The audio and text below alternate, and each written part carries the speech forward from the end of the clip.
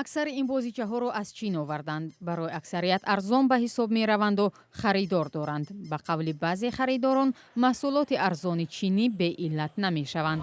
ин бозичаҳоро мисол маҳсулотҳои паст чӣ мекунанд, тайёр мекунанд, баъд кӯдакода залал дорад барои саломатишон.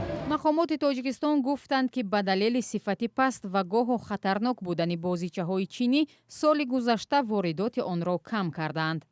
Қудрат Давлатзода, раиси Тоҷик Стандарт, 3 феврал дар нишасти хабарӣ гуфт, воридоти бозичаҳои кӯдакона 2 маротиба кам шудааст.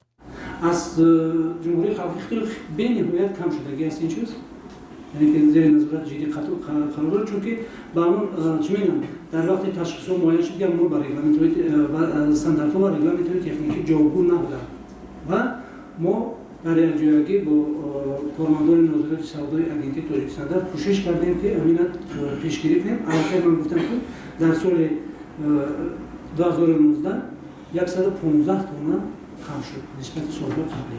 айни замон ба қавли Давлатзода ба роҳ мондани истеҳсоли бозичаҳо дар дохил аз ҷумла вилояти Суғд ба коҳиши воридоти бозичаҳои чинӣ мусоидат кардааст.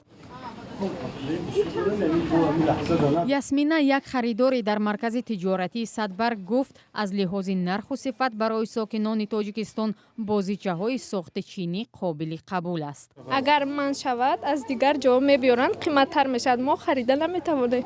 фурӯши бозича дар Тоҷикистон барои тоҷирон аксаран судманд будааст. Ба далели набуди истеҳсоли дохилӣ бозичаҳоро аксаран аз Чин ворид мекунанд.